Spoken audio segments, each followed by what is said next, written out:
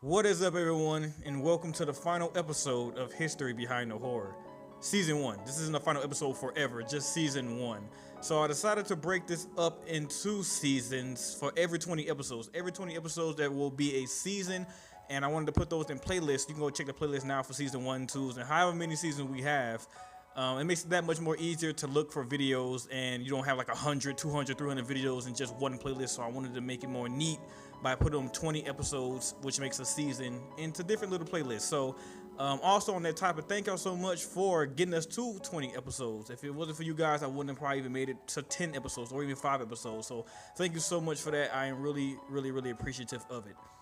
Next up, before we start this video, I also want to touch on we've hit over 100,000 views on this channel, which is amazing. Again, I thank y'all for that, and if it wasn't for you guys, we wouldn't have made it this far. So thank y'all so much for that, and I am truly, again, appreciative for that. Also, one more last thing before we start this video. I'm going to be doing something new every weekend.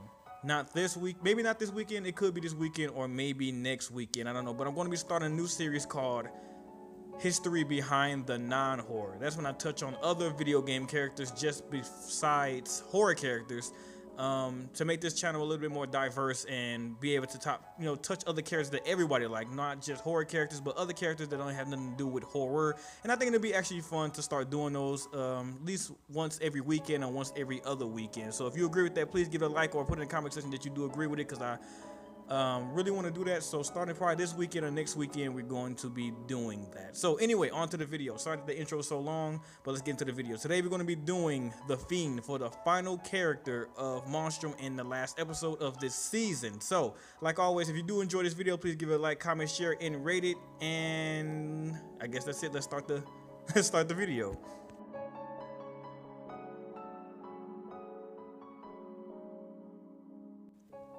The Fiend bears resemblance to a corpse-like demon, from its overall jagged and withered humanoid body structure to its Tylon and elongated head.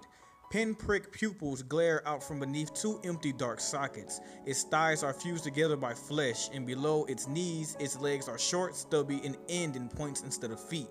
The Fiend is surrounded at all times by an aura of power in the form of a hazy purple fog.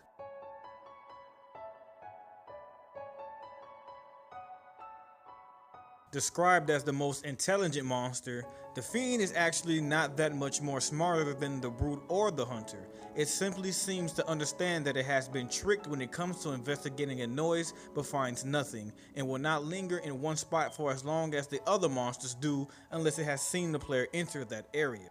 If the Fiend knows the player is around, even if it has seen them enter a room with no exits, it may linger for a bit but will not check every hiding place in the room as it has been claimed to do so. However, the Fiend's persistence in searching a relatively large but narrowly focused area, coupled with his electricity distortions, make it arguably the most difficult monster to get away from if the player hides in the areas such as the upper deck where the life raft is and in the engine room. This is where the player's fear will actively work against them, as the impulse to remain hidden while the lights are perpetually flickering will keep them where they are, potentially permanently, as they wait for an opening to get away, one that may already be present but yet appear not to be.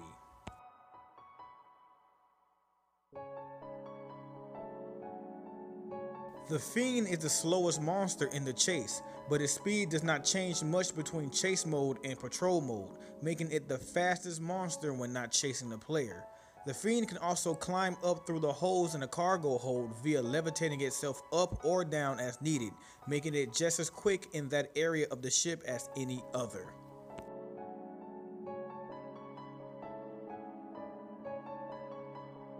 The Fiend is the weakest monster physically, however this should not be taken for granted. Its telekinesis powers allow it to easily lift the player as well as rapture locked doors and rip them off their hinges. It is limited to its ability to open locked doors and that it must first unlock them before it can open them, a fact that can be exploited if the player relocks the door just before the Fiend opens it.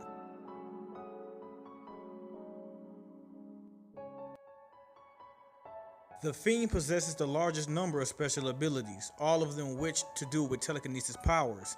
It can paralyze a player that remains within its line of sight for too long, represented by purple tendrils crawling up the edges of the player's vision, an effect that stops your movement for roughly 2 seconds and that will kill you if it happens 3 times within 10-second intervals. The Fiend is also able to shut and lock every door within a large radius with an aura of purple energy similar to the aura around itself, which can easily trap a player attempting to escape a room or a linear corridor.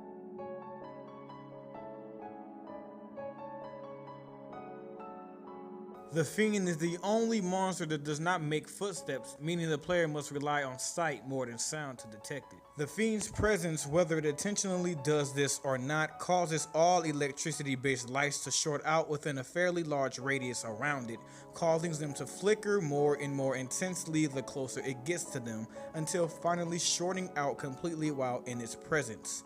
This also affects the player's flashlight, making it a vital tool for detecting the Fiend's presence in areas that lack significant electric-based light, such as the cargo hold.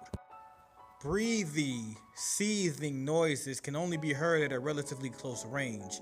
These sounds appear to have character and range from curiosity to irritation. The Fiend's power cannot just be seen, but it can also be heard as well. Typically, this requires that the Fiend only be several feet away from you, but can also be heard through floors and ceilings. It's also an important sound to listen for while in the cargo hold, as it means that the Fiend is very close.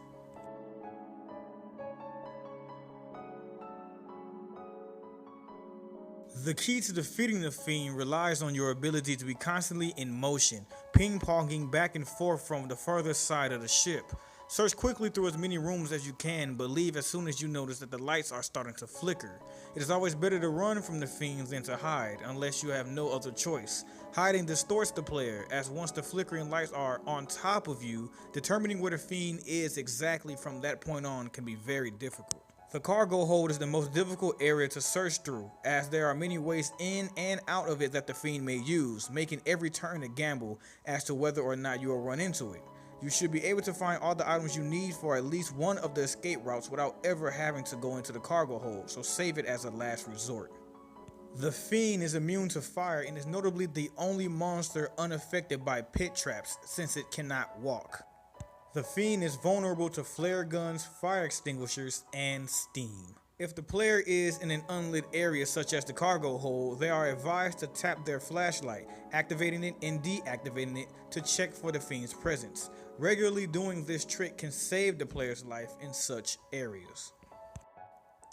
And that is the last monster for Monstrum, and this is the last episode of History Behind the Horror Season 1. Thank you guys again for liking, sharing, subscribing, and commenting on your favorite videos and giving your opinions on what you think about the characters that I've done. Now, starting up Season 2 will begin very soon, and we're going to be kicking off that season with Kate from Slender, The Arrival. And I'm sure that it's going to be an episode that you wouldn't want to miss. Thank y'all so much for watching, and I will see you in Season 2 of History Behind